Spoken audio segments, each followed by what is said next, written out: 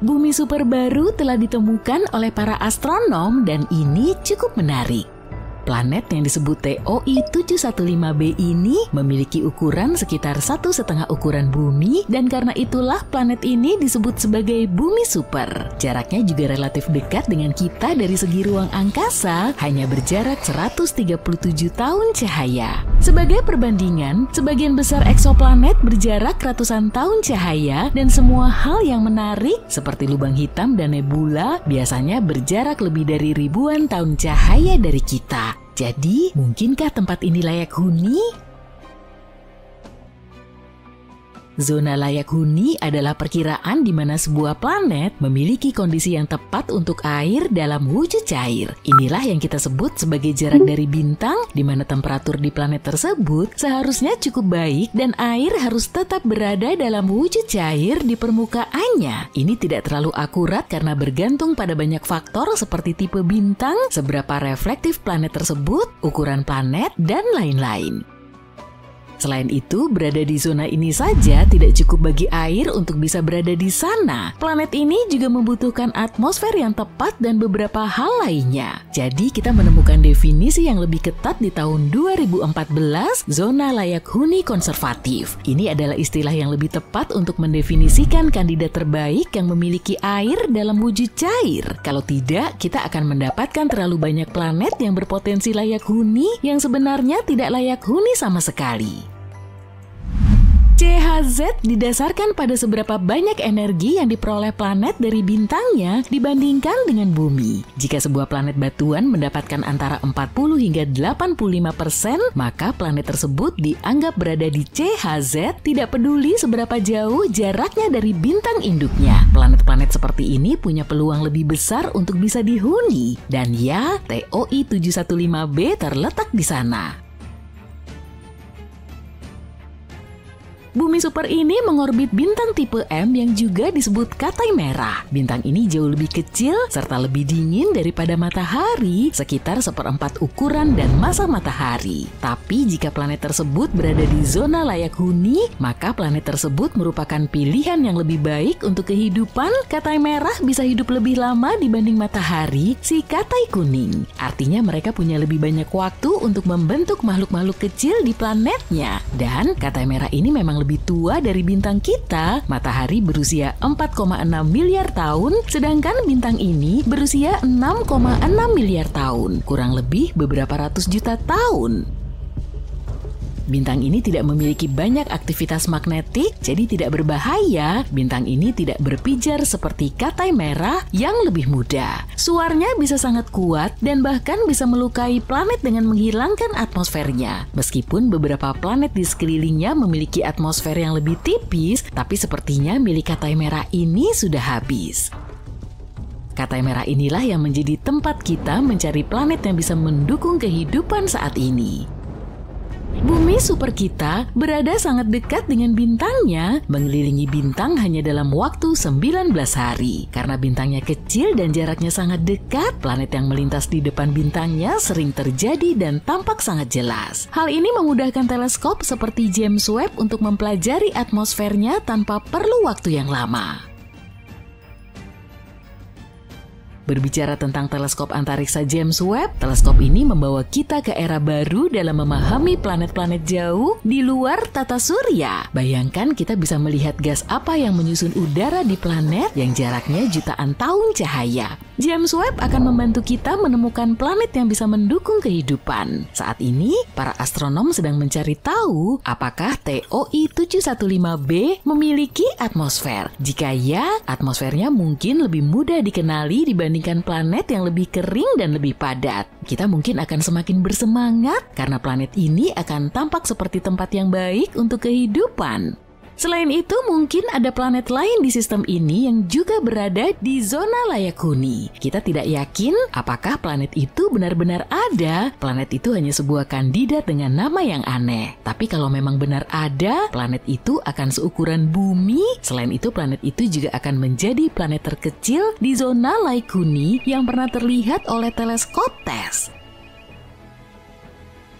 Hal keren lainnya dari TOI 715b ini, ia tidak hanya memiliki air di atasnya, tetapi juga merupakan sebuah dunia air. Planet Samudra adalah jenis planet yang memiliki lautan yang menutupi permukaannya atau memiliki lautan di bawah permukaan. Planet ini mungkin tidak memiliki banyak daratan kering karena airnya bisa menutupi semuanya. Kadang-kadang seluruh planet bisa diselimuti cairan lain seperti lava atau amonia. Untuk planet-planet di luar tata surya kita tidak bisa melihat air di permukaan secara langsung dengan teknologi yang ada saat ini. Sebagai gantinya, para ilmuwan mencari uap air di atmosfer sebagai petunjuk bahwa mungkin ada air cair di bawahnya. Tentu saja kita ingin tahu apakah planet-planet tersebut bisa memiliki kehidupan. Semoga saja bukan dalam bentuk monster seperti Leviathan ya. Model yang kita buat menunjukkan kalau planet yang memiliki lautan mungkin cukup umum di galaksi kita. Artinya mungkin ada banyak dunia samudra di luar sana yang menunggu untuk ditemukan.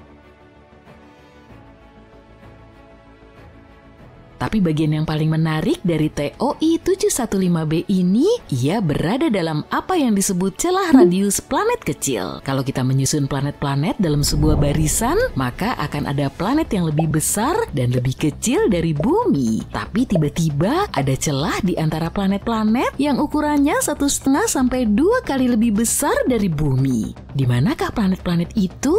Celah ini menarik bagi para ilmuwan karena memberitahu kita tentang bagaimana planet terbentuk dan berubah seiring waktu. Bukan berarti planet tidak terbentuk dalam rentang ukuran ini. Planet-planet itu sebenarnya terbentuk dengan ukuran yang lebih besar dan kemudian kehilangan sebagian masanya seperti balon yang mengempis secara bertahap. Mungkin hal itu terjadi karena cara planet-planet itu mengorbit bintangnya dengan bintang meniupkan sebagian masanya ketika mereka menari-nari mengelilingi bintang seperti yang dilakukan matahari dengan gas dari ekor komet. Celah ini menyimpan banyak misteri dan planet-planet seperti bumi super baru adalah petunjuk yang bisa membantu kita menguaknya. Kita tidak yakin apakah planet-planet itu ada di sekitar Katai Merah. Mungkin yang diketahui adalah seberapa padat planet-planet tersebut, bukan ukurannya. Jadi mempelajari planet yang baru ditemukan ini menjadi lebih menarik karena akan membantu kita untuk mengetahui lebih banyak tentang bintang-bintang jauh dan planet-planetnya.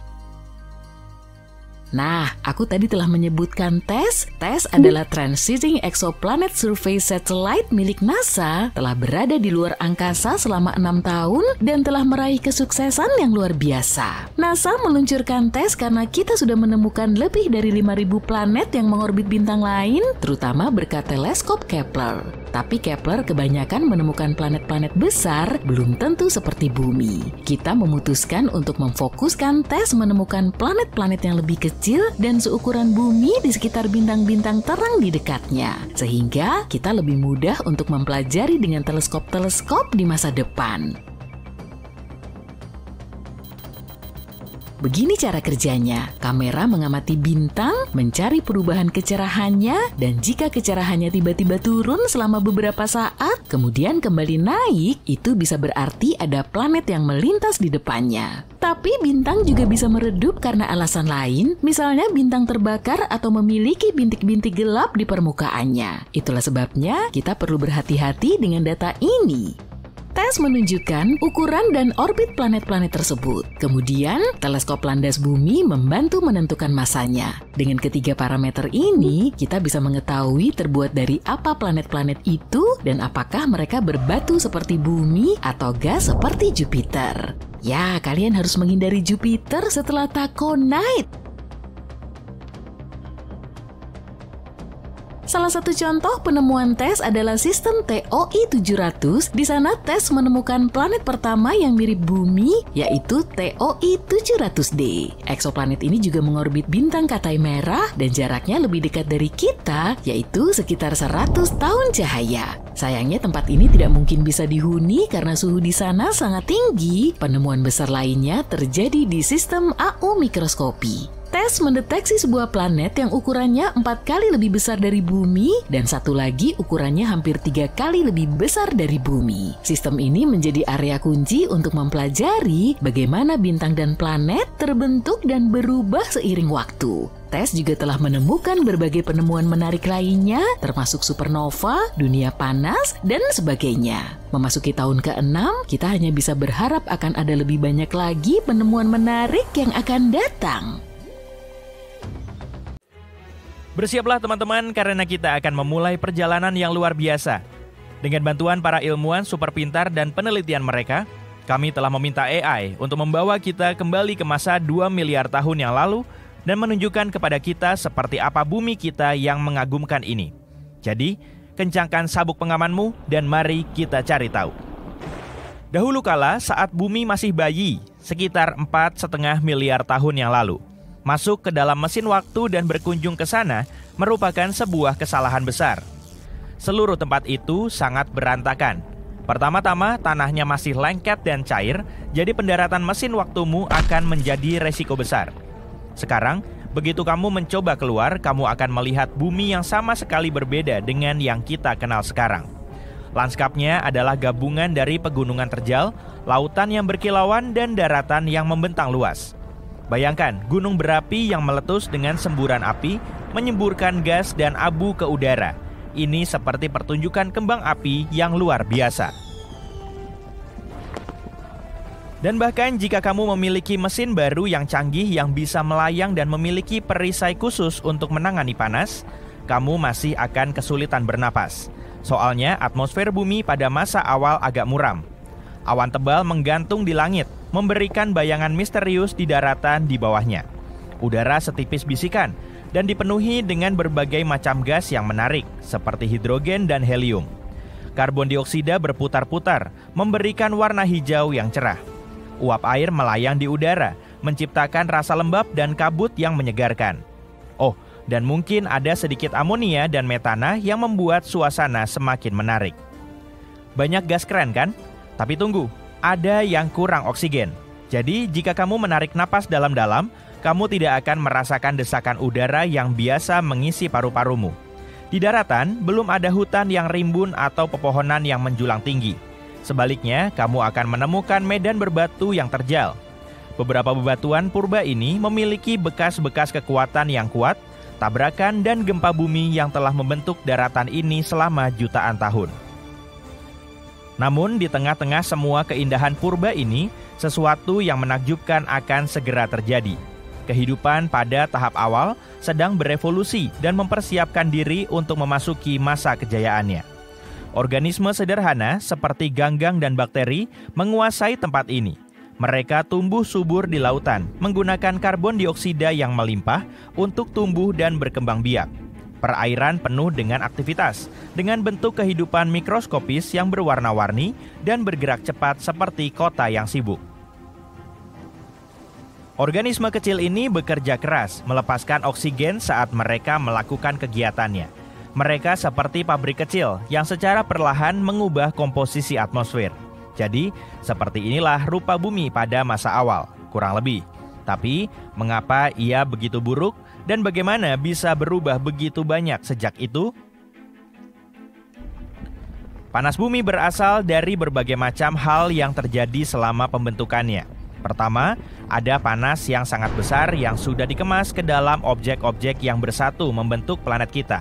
Kemudian, ketika bumi tumbuh semakin besar dan kuat, gaya gravitasinya mendapat dorongan tenaga yang besar. Gaya gravitasi ini menarik lebih banyak benda, tapi juga memberikan pelukan yang sangat kuat pada bumi, meremas segala sesuatu dengan erat. Dan kalian tahu apa yang terjadi ketika benda-benda terhimpit? Benda-benda itu akan memanas seperti panci presto. Pemanasan yang luar biasa ini berdampak besar pada struktur bumi.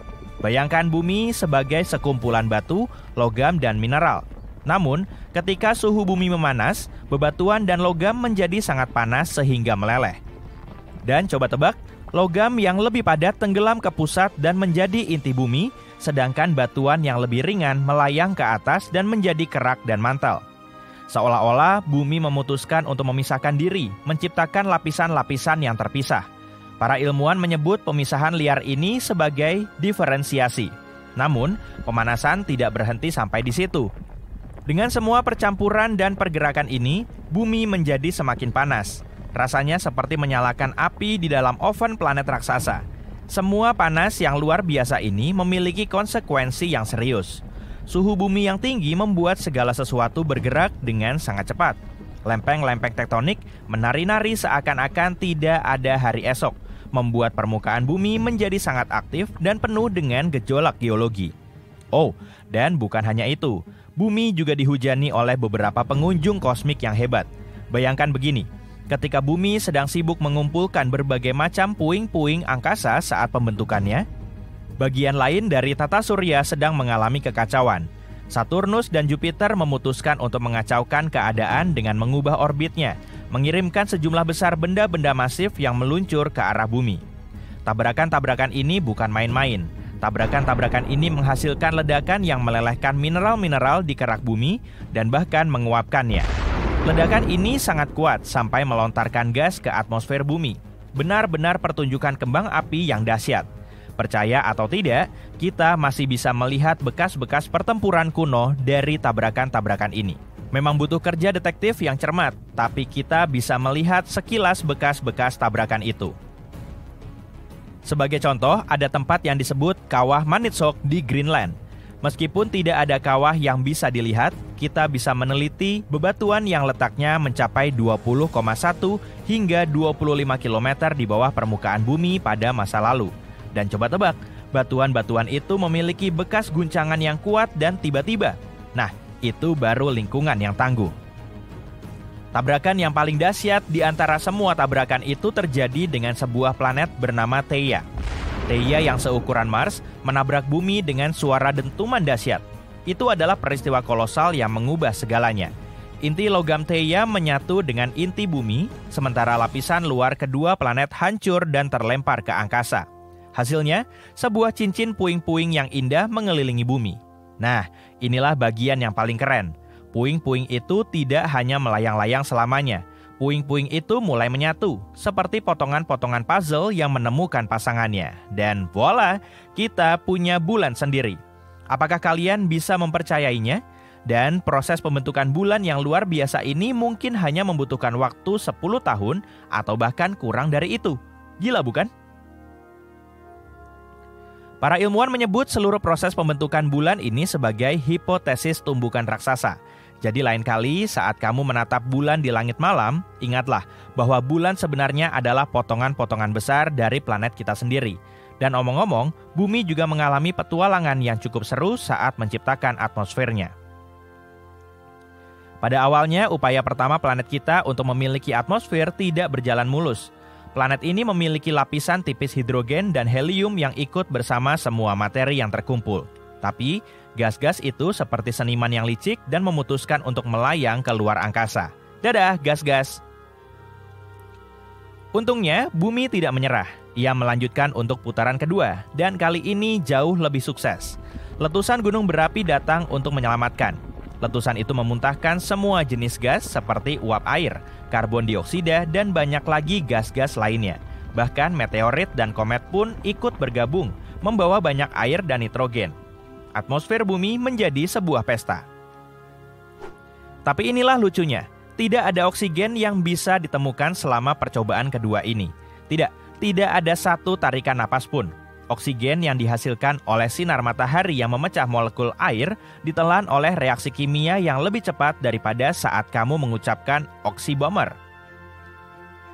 Baru setelah percobaan ketiga bumi, kehidupan, segalanya mulai berubah.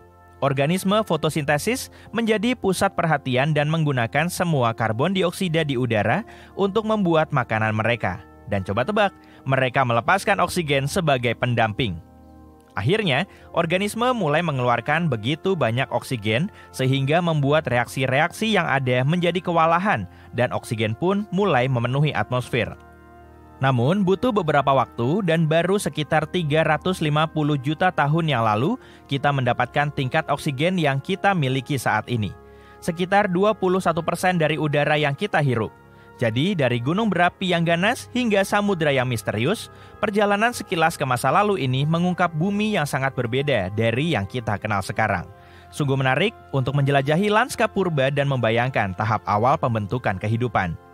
Berkat AI, kita bisa melihat sekilas sejarah bumi yang luar biasa dan menghargai keajaiban planet kita yang terus berubah. Jadi, nantikan perjalanan yang lebih menarik. Apa yang terjadi ketika sebuah bintang kehabisan bahan bakar? Pertama-tama, anehnya bintang akan membesar hingga jutaan kali lipat ukuran aslinya. Saat inti bintang kehabisan hidrogen, bintang akan mengerut karena tarikan gravitasinya sendiri, tapi sebagian fusi hidrogen tetap berlangsung di lapisan atasnya. Saat mengerut, inti bintang akan memanas. Ini menyebabkan lapisan atas bintang ikut memanas dan mengembang. Diameter bintang pun bertambah. Semakin bertambah besar, bintang akan menelan materi apa saja, bahkan planet-planetnya sendiri. Para astronom sudah pernah mengamati bintang tepat sebelum atau sesudah menelan seluruh planet. Tapi sampai baru-baru ini, mereka belum pernah melihat proses itu sendiri. Para ilmuwan dari berbagai universitas melaporkan bahwa untuk pertama kalinya dalam sejarah, mereka berhasil menyaksikan bintang menelan planet. Dan peristiwa tragis ini terjadi bukan di galaksi yang jauh, melainkan masih di galaksi Bima Sakti, sekitar 12.000 tahun cahaya dari bumi. Para astronom melihat ledakan dari sebuah bintang yang masanya sekitar 0,8 sampai 1,5 kali massa matahari di dekat rasi bintang Aquila yang mirip elang. Bintang tersebut menjadi 100 kali lebih terang dari biasanya hanya dalam waktu 10 hari, dan setelahnya cahaya itu dengan cepat menghilang. Yang lebih menarik lagi, kilatan cahaya putih panas ini diikuti sinyal yang berdurasi lebih lama dan lebih dingin daripada kilatan cahaya pertama. Kombinasi ini hanya bisa berarti satu hal: bintang itu menelan planet di dekatnya. Planet apakah itu? Para astronom menduga itu merupakan planet super panas dengan massa 1-10 kali massa Jupiter. Planet seperti itu juga disebut Jupiter panas. Ini merupakan eksoplanet raksasa mirip Jupiter yang ada di tata surya kita dan hanya butuh waktu kurang dari 10 hari untuk mengitari bintang induknya. Planet yang kita bicarakan ini perlahan bergerak mengelilingi bintang itu sampai akhirnya tertarik masuk ke atmosfernya dan akhirnya terperangkap di dalam inti bintang yang hampir mati. Perjamuan galaksi ini terjadi antara 10.000 hingga 15.000 tahun lalu saat bintang itu berusia sekitar 10 miliar tahun. Dan mengingat usianya yang sangat tua, proses menelan itu sendiri terjadi secepat kilat dalam satu gerakan. Ini sangat berbeda dengan Jupiter panas lainnya yang dilahap perlahan-lahan oleh bintang induknya. Para astronom gak yakin apakah ada planet lain yang mengitari bintang ini pada jarak yang aman. Kalaupun ada, mungkin butuh ribuan tahun sebelum akhirnya planet-planet itu menjadi hidangan utama atau makanan penutup si bintang. Yang jelas setelah para astronom tahu apa yang harus dicari, mereka akan terus memantau terjadinya peristiwa kosmik serupa. Karena suatu hari nanti, planet kita dan juga sebagian dari tata surya akan mengalami nasib yang sama, semua yang ada di sekitar kita akan lenyap dalam sekejap. Tapi kamu bisa tenang dan bernapas lega karena peristiwa itu tidak akan terjadi sampai 5 miliar tahun lagi. Saat itulah matahari diperkirakan akan kehabisan tenaga dan mengembang begitu besar hingga menelan planet-planet dalam tata surya seperti Merkurius, Venus, Bumi, dan Mars. Jika manusia sudah berhasil mendiami planet lain pada saat itu, yang jaraknya paling tidak 10.000 tahun cahaya dari bumi, maka mereka akan bisa menyaksikan bencana ini. Matahari tiba-tiba menjadi jauh lebih terang dan melontarkan sejumlah materi keluar angkasa. Matahari akan menelan beberapa planet termasuk bumi sebelum akhirnya kembali seperti semula. Tapi bintang bukan satu-satunya objek di alam semesta yang menelan objek-objek angkasa lainnya. Ada monster kosmik lain yang melahap segala sesuatunya, bahkan cahaya. Sudah bisa menebaknya? Benar, yang kumaksud adalah lubang hitam. Tapi yang lebih menarik lagi, lubang hitam ini tidak hanya melahap segala sesuatu, tapi juga memuntahkannya. Belum Belum lama ini, para ilmuwan mendapati lubang hitam supermasif di pusat galaksi Bima Sakti, tempat tinggal kita, tampak bocor. Kenapa hal ini sangat signifikan? Karena itu bisa berarti lubang hitam bernama Sagittarius A*, yang masanya 4,1 juta kali masa matahari ini bukanlah raksasa tidur seperti yang diduga sebelumnya. Dia mungkin masih aktif, dan kebocoran ini bisa jadi disebabkan karena lubang hitam tersebut cegukan ketika menelan awan gas.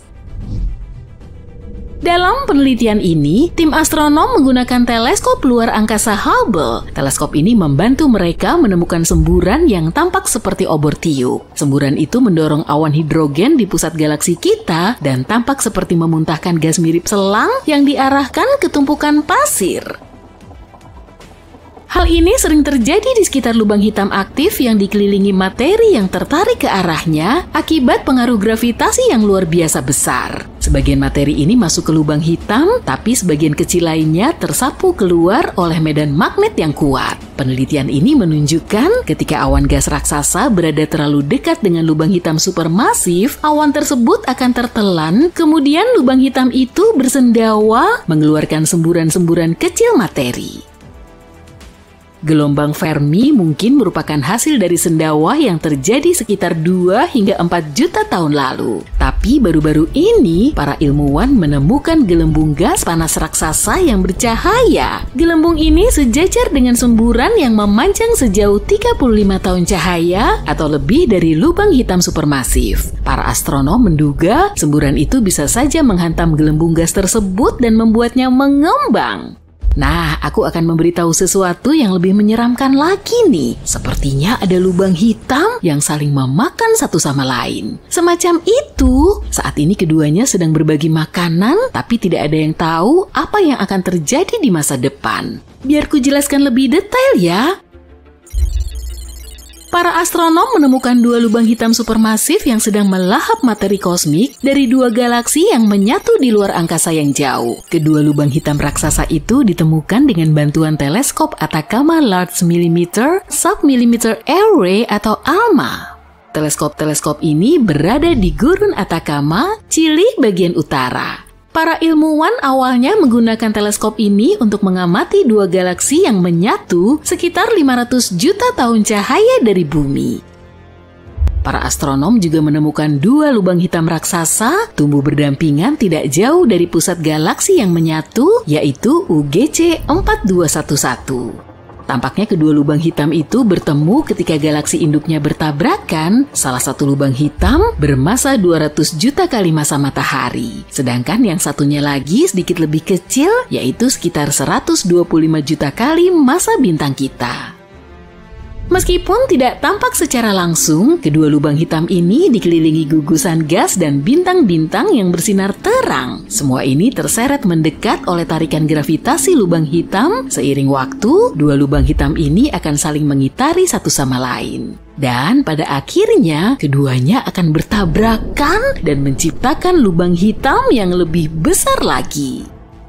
Para ilmuwan sudah mengamati kedua lubang hitam ini dari berbagai panjang gelombang cahaya dan sampai pada kesimpulan bahwa keduanya cukup unik. Jaraknya paling dekat satu sama lain dari semua lubang hitam yang pernah dilihat oleh para astronom. Jarak antara keduanya hanya 750 tahun cahaya yang secara astronomis berarti hanya bersebelahan. Yang lebih menarik lagi, jarak ini mendekati batas yang bisa dideteksi oleh teknologi modern. Menariknya, penyatuan massa yang sangat besar seperti itu lebih umum terjadi pada galaksi-galaksi yang jauh, karena itu teleskop-teleskop di bumi sulit menangkapnya. Tapi kepekaan ALMA membantu para astronom mengamati area yang terang dan padat di mana materi berputar di sekeliling lubang hitam. Bayangkan betapa terkejutnya para astronom ketika mereka tidak hanya melihat satu, melainkan 2 lubang hitam yang sedang melahap debu dan gas yang terbentuk akibat penyatuan masif di antariksa.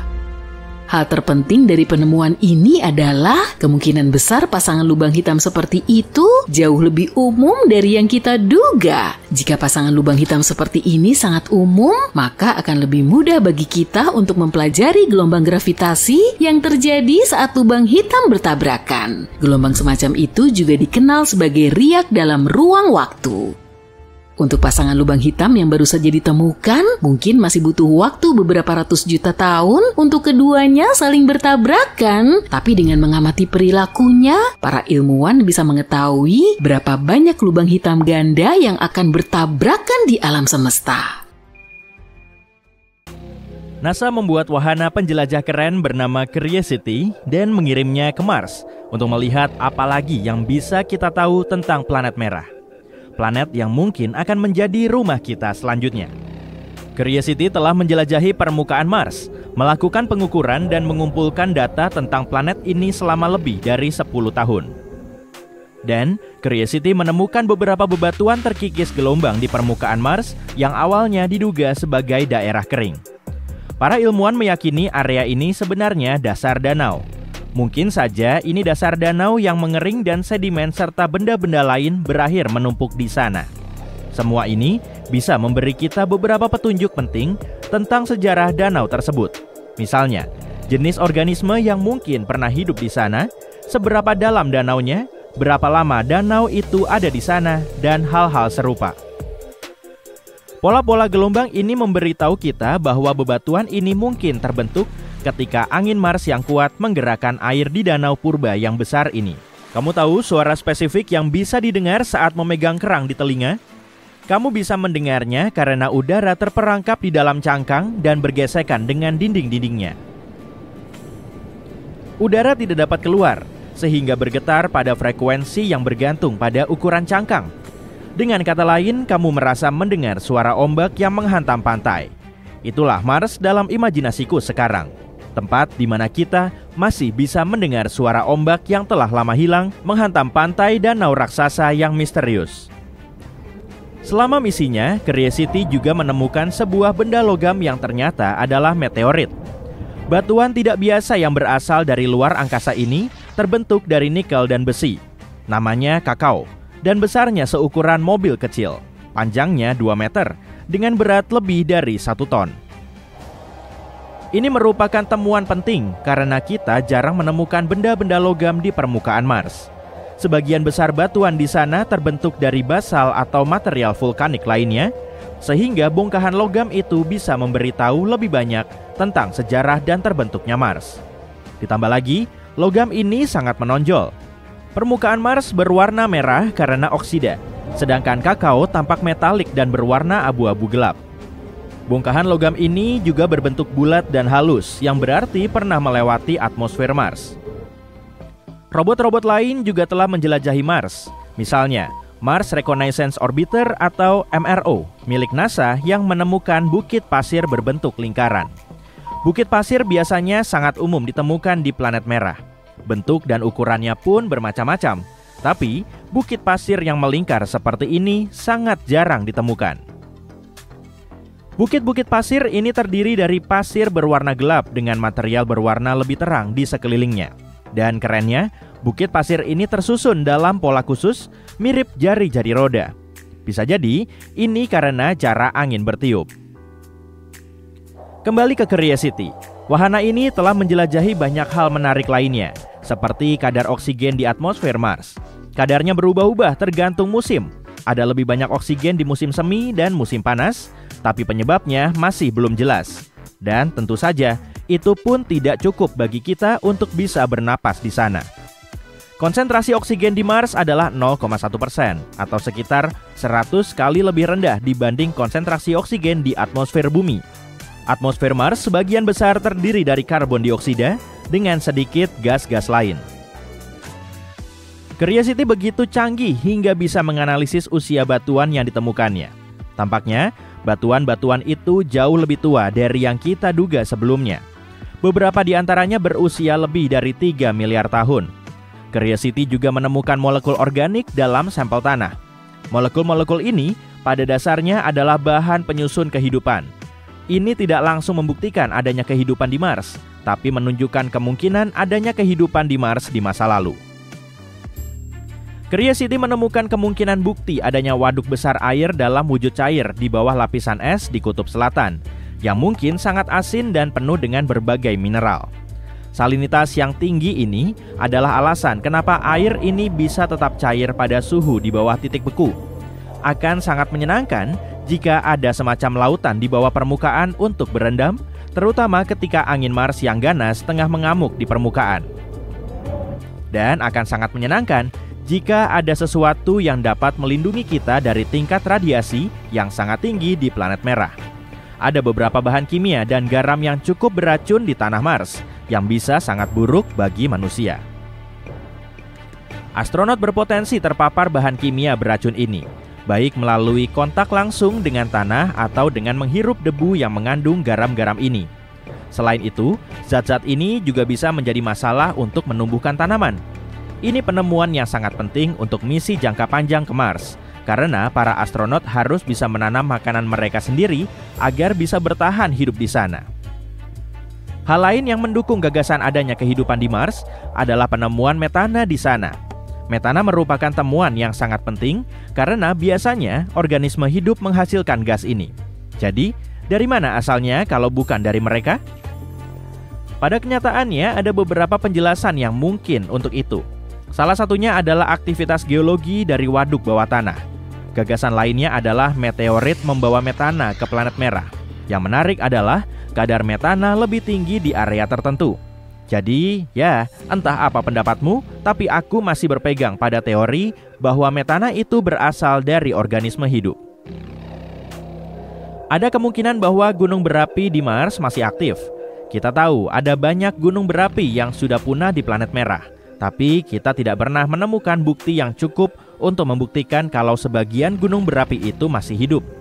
Para ilmuwan mempelajari endapan vulkanik dan menemukan bahwa beberapa gunung berapi mungkin meletus sekitar 50.000 tahun lalu. Sebelumnya, semua mengira letusan terakhir terjadi 3 hingga 4 miliar tahun lalu. Andai kita bisa memadatkan sejarah geologi Mars menjadi hanya 1 hari, itu setara dengan letusan yang terjadi sedetik lalu. Jadi, kita tidak akan pernah tahu, mungkin masih ada magma yang menggelegak diam-diam di bawah permukaan Mars. Generasi masa depan yang mungkin akan membangun kehidupan mereka di sana bisa bersenang-senang. Mars berubah menjadi tempat yang dingin dan tandus, sehingga tidak bisa mendukung kehidupan seiring berjalannya waktu. Dan salah satu penyebab utamanya adalah hilangnya atmosfer. Planet merah dulunya memiliki atmosfer yang jauh lebih tebal, mirip dengan atmosfer bumi.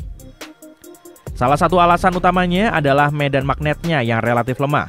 Medan magnet bumi bantu melindungi atmosfer kita dari angin surya, yaitu aliran partikel bermuatan yang berasal dari matahari. Tanpa perlindungan ini, tidak ada yang menjaga Mars dari kekuatan sangat besar ini yang akhirnya mengikis sebagian besar atmosfernya. Faktor lain yang berperan besar dalam hilangnya atmosfer Mars adalah gravitasinya yang relatif rendah. Karena gravitasi Mars lebih lemah daripada bumi, molekul gas lebih mudah lepas ke ruang angkasa. Jadi, Mars mungkin dulunya lebih mirip dengan planet tempat tinggal kita. Tapi dengan atmosfernya yang tipis saat ini, Mars tidak bisa menyimpan panas, sehingga membuatnya sangat dingin dan sangat sulit untuk dijelajahi. Tapi, mungkin lebih baik bagi kita untuk tidak mengunjungi planet merah di masa lalu. Ada cerita tentang banjir besar purba yang mungkin pernah terjadi di sana. Jadi, ya, planet merah mungkin dulunya tempat yang lebih basah dan lebih ramah dibanding sekarang, dengan sungai-sungai yang mengalir indah dan danau-danau menakjubkan, kolam-kolam dan perairan lainnya. Dan beberapa penelitian menunjukkan bukti adanya kanal-kanal besar yang terukir di permukaan planet. Kanal-kanal ini jauh lebih besar daripada yang pernah kita temukan di planet ini.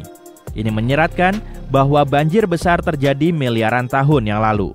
Mungkin banjir besar itu terjadi karena berbagai faktor, seperti aktivitas vulkanik, pencairan es, dan pelepasan karbon dioksida dari kerak planet. Banjir tersebut mungkin juga menciptakan beberapa genangan air sementara. Semoga saja ini akan menjadi petunjuk yang lebih menarik untuk menemukan jejak kehidupan mikroba. Bagaimana menurutmu? Bersiaplah untuk terkesima karena ada berita menarik dari NASA yang akan segera datang. Ingin melihat dunia yang menakjubkan di bulan Saturnus Titan? Wahana pendarat rotorcraft Dragonfly milik NASA yang inovatif akan lepas landas pada tahun 2027 untuk menjelajahi objek luar angkasa yang misterius ini.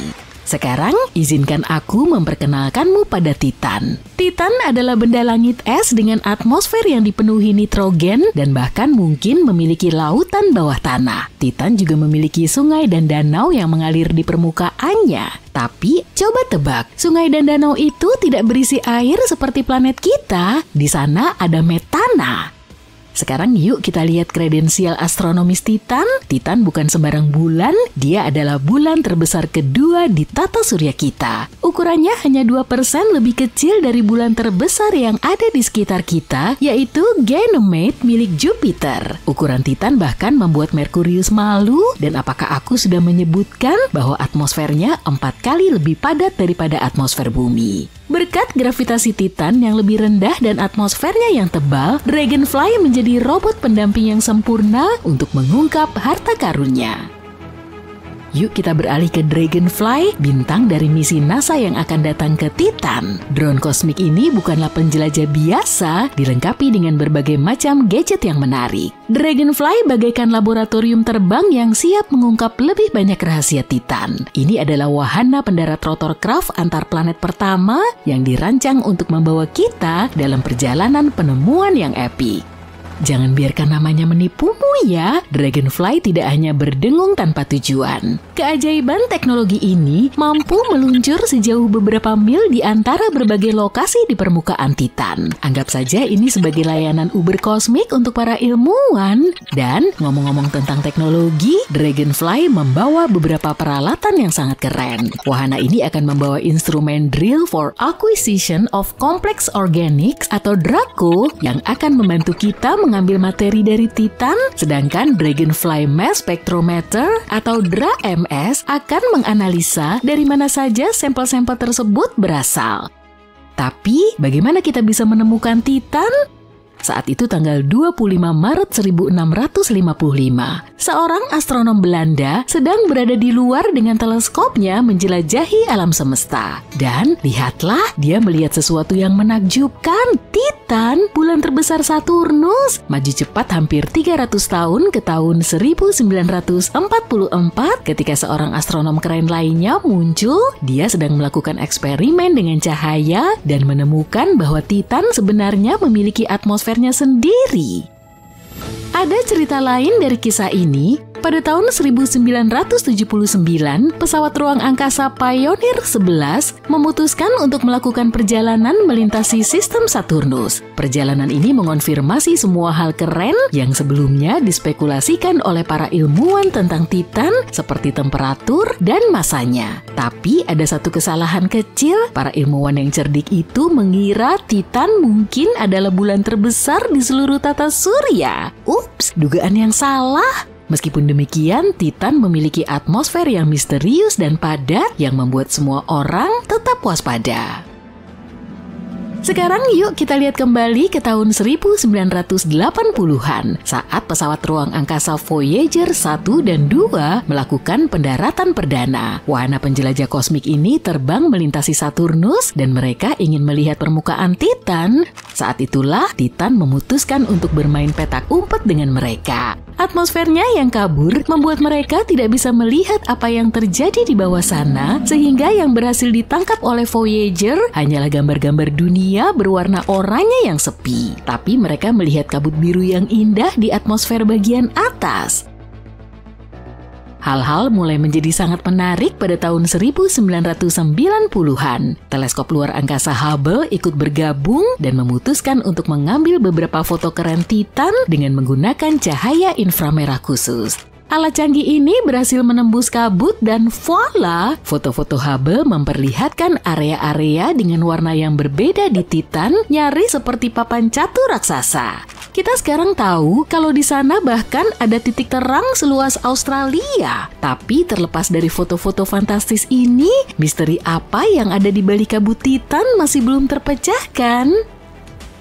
Saat itu tahun 2004, ketika panggung telah disiapkan untuk Cassini dan sahabatnya dari Eropa, wahana Huygens. Mereka bagaikan duo dinamis yang siap menghadapi Saturnus. Cassini mulai mengorbit planet bercincin itu dan segera memusatkan perhatiannya pada Titan. Momen besar itu akhirnya tiba pada tanggal 14 Januari 2005, wahana Huygens menembus atmosfer Titan. Selama pendaratannya, Huygens mengumpulkan berbagai macam data yang menakjubkan, memotret dan menganalisa atmosfer. Wahana ini kemudian mengirimkan informasi berharga ini kembali ke Cassini yang seperti kurir kosmik mengirimkannya kepada kita manusia di bumi yang sedang menunggu dengan penuh harap.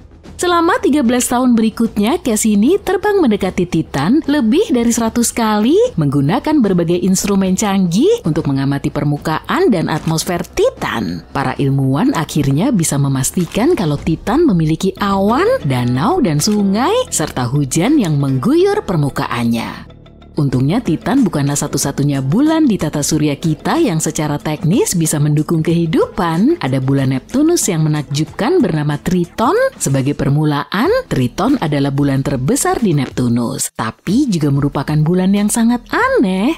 Di antara sekian banyak bulan di luar sana, hanya 5 yang diketahui aktif secara geologis. Coba tebak. Triton dengan bangga menjadi bagian dari klub eksklusif ini. Triton senang memamerkan geysernya yang memuntahkan gas nitrogen.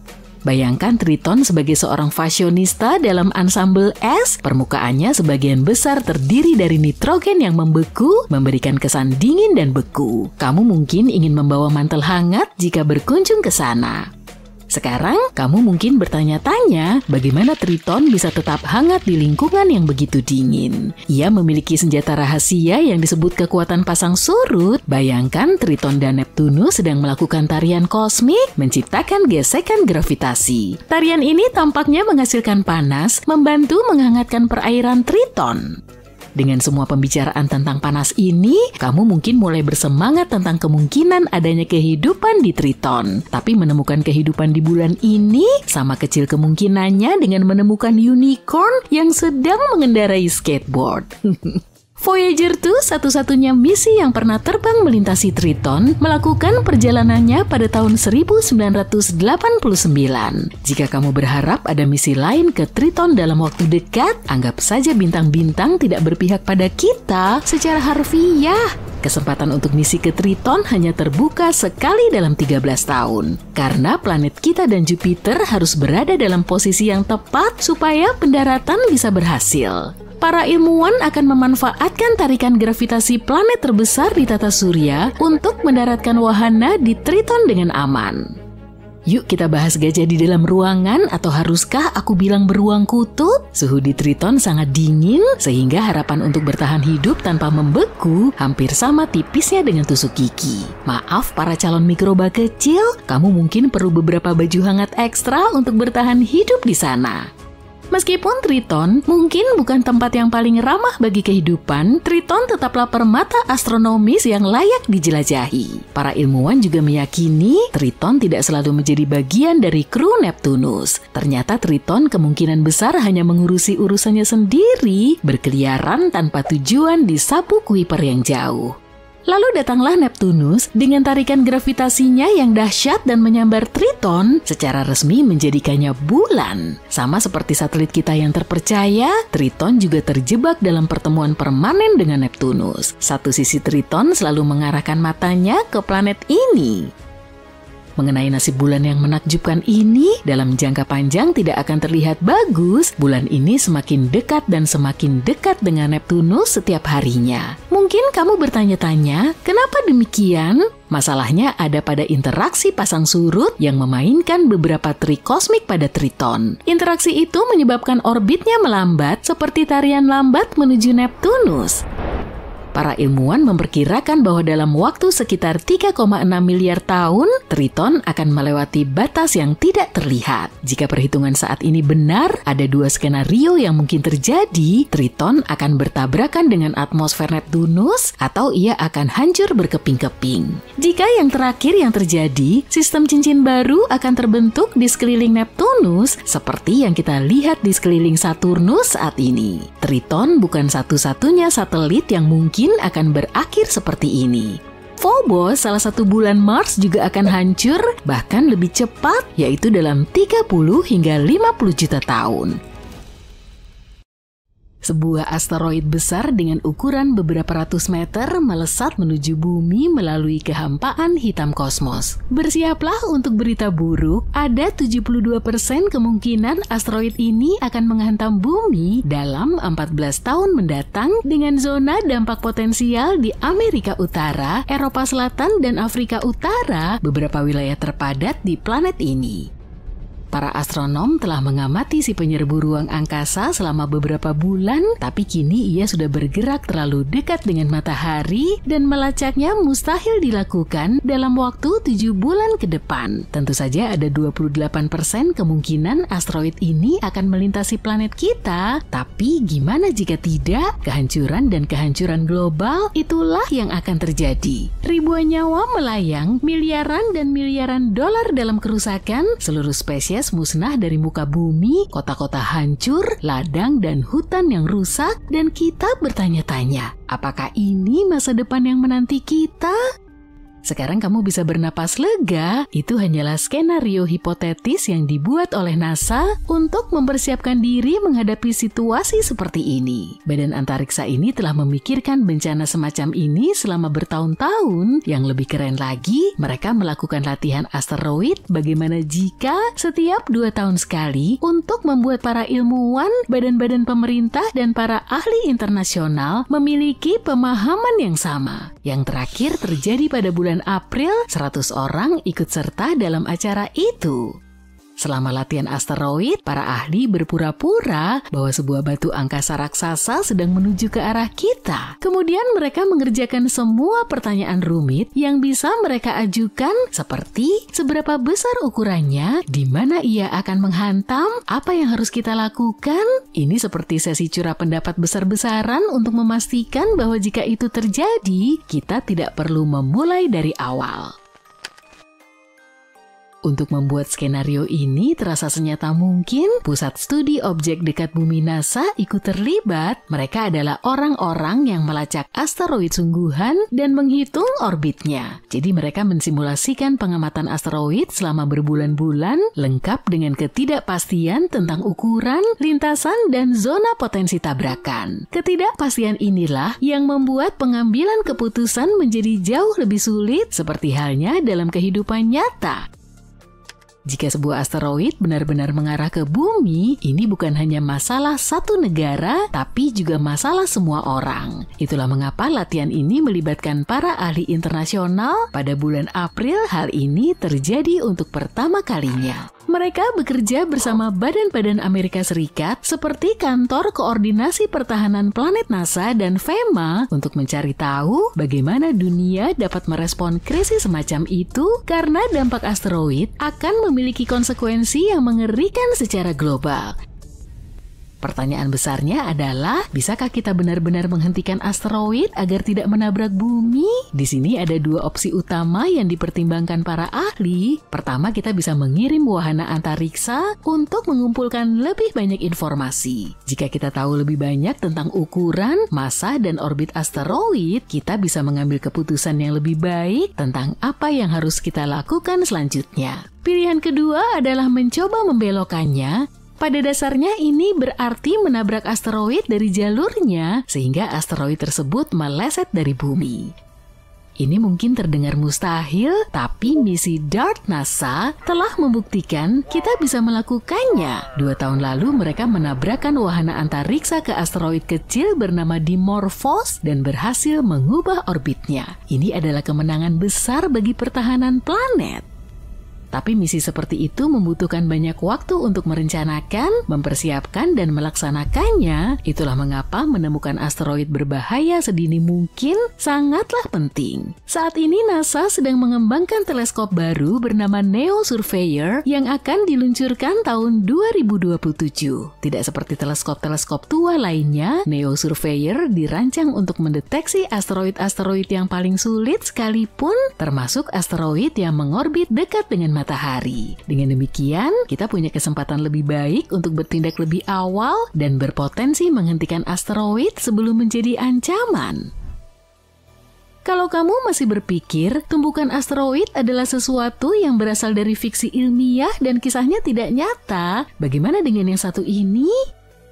Pada hari Minggu 21 Januari, sebuah asteroid kecil dengan lebar sekitar 1 meter memasuki atmosfer bumi dan untungnya terbakar di atas Jerman. Sistem dampak Scout milik NASA melihatnya 95 menit sebelum asteroid tersebut menabrak dan memprediksi dengan tepat kapan dan di mana asteroid itu akan tiba. Pada pukul 1:32 pagi waktu setempat, asteroid berubah menjadi bola api yang sangat terang dan terlihat sampai ke Republik Ceko. Beberapa meteorit kecil mungkin mendarat di dekat lokasi tumbukan sekitar 60 km di sebelah barat Berlin. Ini adalah ke-8 kalinya sebuah asteroid terdeteksi sebelum menghantam bumi dan ini merupakan contoh yang bagus tentang bagaimana alat seperti Scout membantu kita melacak asteroid dan mempersiapkan diri untuk menghadapi asteroid yang lebih besar yang mungkin akan menghantam bumi. Contoh lain, sebuah asteroid kecil mengubah langit di timur laut Siberia menjadi pertunjukan cahaya yang menakjubkan pada tanggal 4 Desember dan terbakar tanpa membahayakan atmosfer bumi. Batu angkasa yang berukuran sekitar 71 cm ini terlihat hanya beberapa jam sebelum menabrak bumi. Berkat pengamatan para astronom di seluruh dunia, sistem peringatan khusus berhasil memprediksi dampaknya hingga plus atau minus 10 detik. Asteroid memasuki atmosfer bumi pada pukul 1:15 waktu setempat. Pihak berwenang pun bersiaga, namun tidak ada laporan kerusakan. Asteroid Terrestrial Impact Last Alert System atau ATLAS milik NASA melihat batu tersebut 12 jam sebelum memasuki atmosfer. Ini menjadikannya sebagai penabrak terdekat keempat yang merupakan asteroid yang ditemukan dalam beberapa jam sebelum tumbukannya yang terdeteksi tahun ini dan yang ke-11 secara keseluruhan. Sekarang Tiongkok juga memiliki rencana besar untuk pertahanan planet. Mereka sedang mengerjakan misi pertama mereka untuk menabrak asteroid dan misi ini memiliki tujuan ganda. Satu pesawat ruang angkasa akan menabrak asteroid, pesawat lainnya akan bertahan untuk mempelajari semuanya selama 1 tahun. Dengan kata lain, misi ini bukan hanya untuk melindungi bumi, tapi juga untuk mempelajari tata surya. Targetnya adalah asteroid bernama 2015 XF261 yang namanya cukup panjang dan punya lebar sekitar 30 meter. Asteroid ini melintasi bumi baru-baru ini pada tanggal 9 Juli, melewati kita pada jarak 50 juta kilometer. Memang jaraknya cukup jauh, tapi si penjelajah ruang angkasa itu melintas dengan kecepatan 42.000 km per jam atau 30 kali lebih cepat dari kecepatan suara.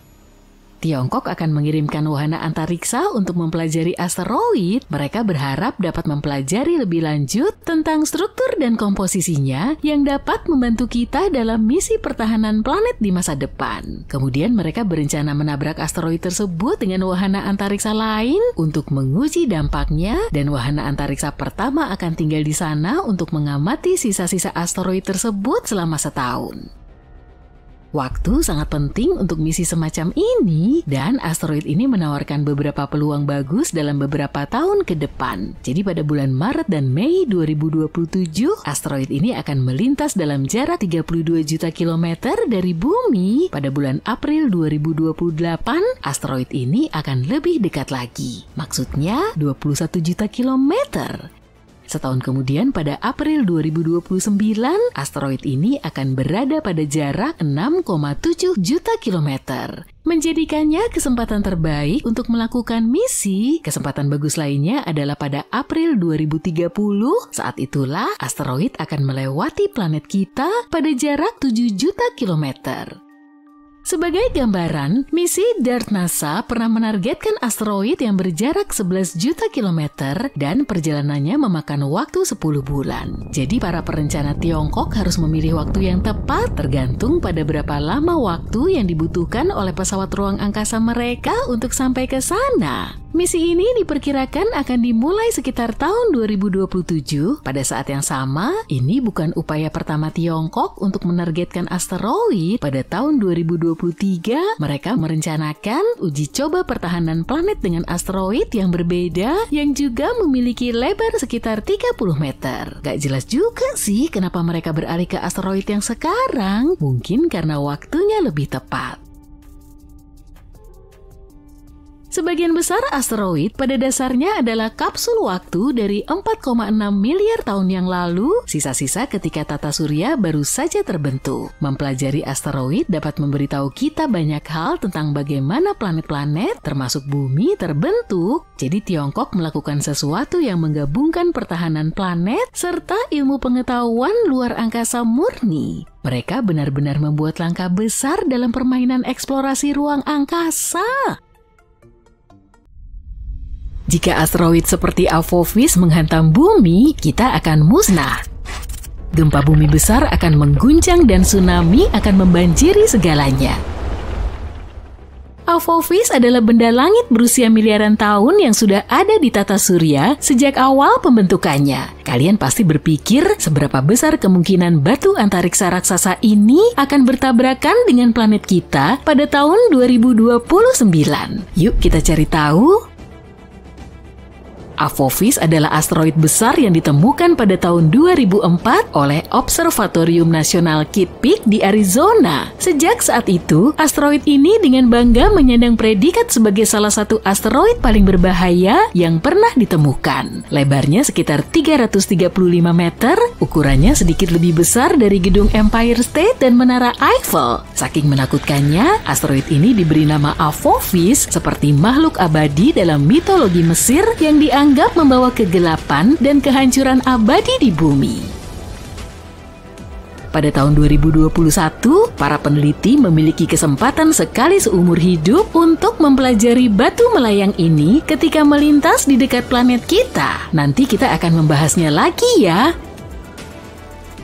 Nah, beberapa ilmuwan mengatakan ada kemungkinan 2,7% Apophis akan menabrak bumi pada Jumat 13 April 2029. Efek Yarkovsky menjadi penyebabnya karena bisa sedikit mendorong batu antariksa ini ke arah bumi. Efek ini berasal dari pancaran foton termal yang tidak merata oleh benda langit yang berputar yang menyebabkan adanya gaya yang diberikan padanya di luar angkasa. Foton yang dipancarkan ini memiliki momentum dan memainkan peran penting dalam membentuk dinamika benda tersebut.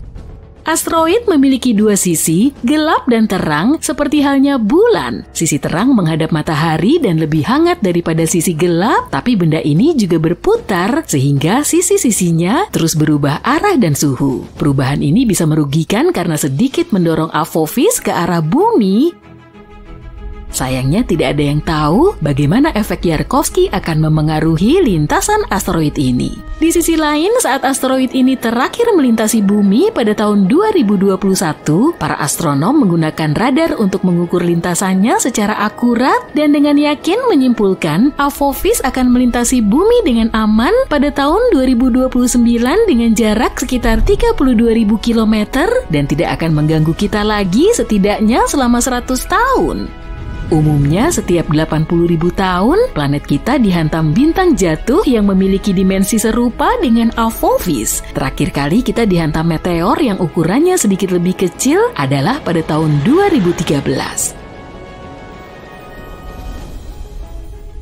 Sebuah wahana antariksa baru yang dikembangkan oleh NASA bernama OSIRIS-REx diluncurkan pada tahun 2016 untuk mengumpulkan sampel dari benda langit lain yang tidak terlalu menakutkan, yaitu Bennu. 4 tahun kemudian, pesawat ini akhirnya tiba di sana, mengambil beberapa sampel, mengucapkan selamat tinggal pada Bennu, dan mulai melakukan perjalanan kembali ke bumi.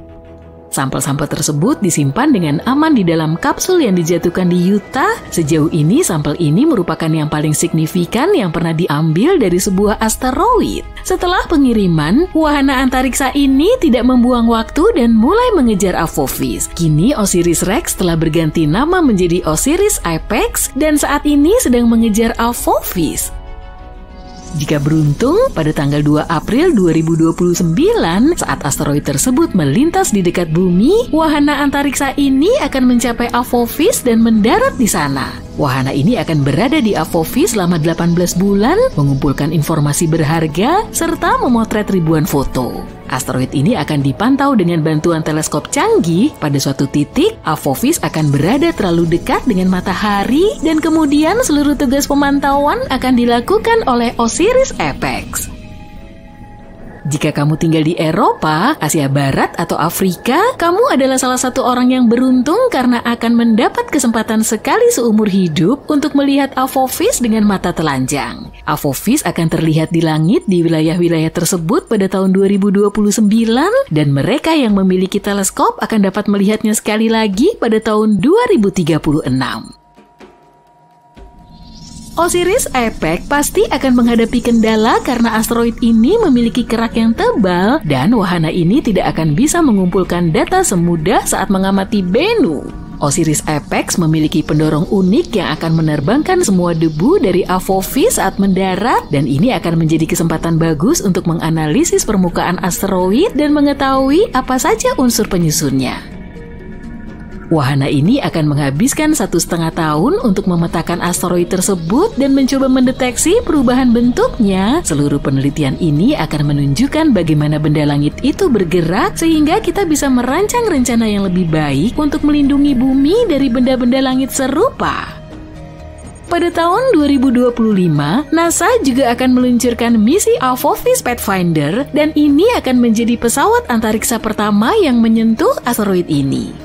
Pesawat ini akan mendarat kira-kira setahun setelah peluncurannya. Selain itu, NASA juga mengusulkan untuk mengirimkan sekumpulan pesawat kecil ke luar angkasa untuk membantu manusia mengembangkan taktik perlindungan yang efektif terhadap serangan asteroid.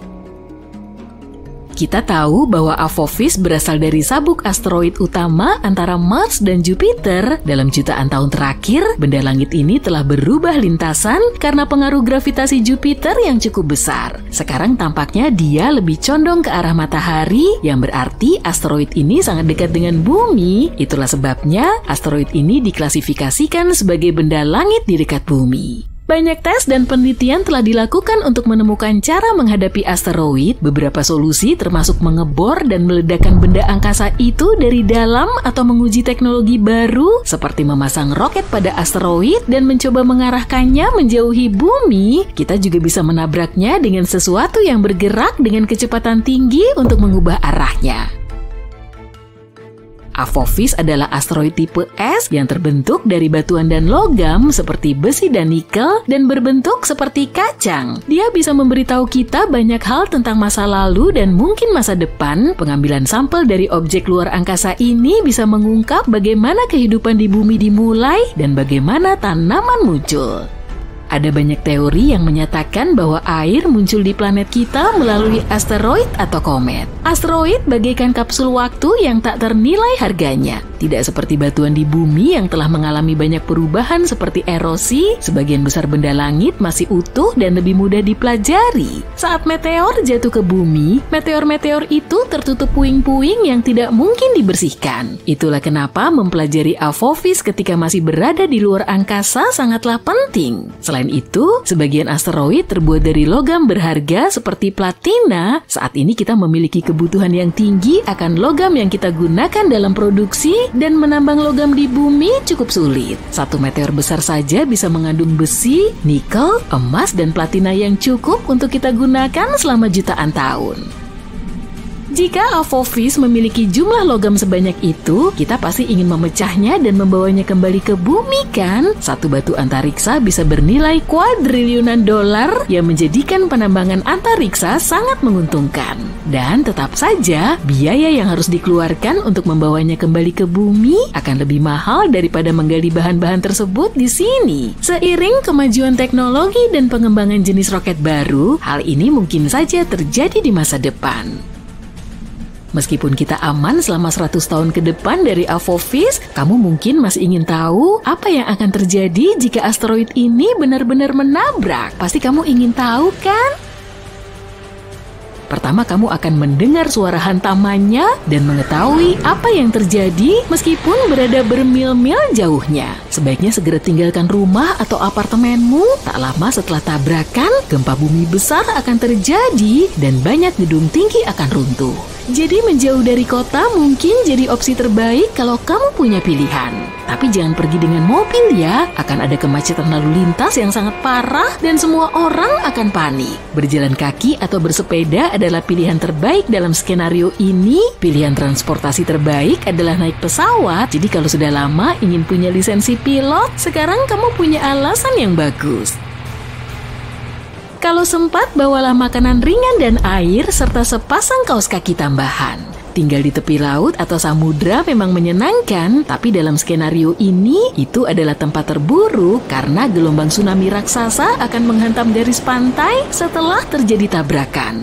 Jika kamu tinggal jauh dari daerah yang terkena dampak, tsunami mungkin perlu waktu 30 jam untuk menjangkaumu. Jadi kamu akan punya sedikit waktu untuk bersiap-siap.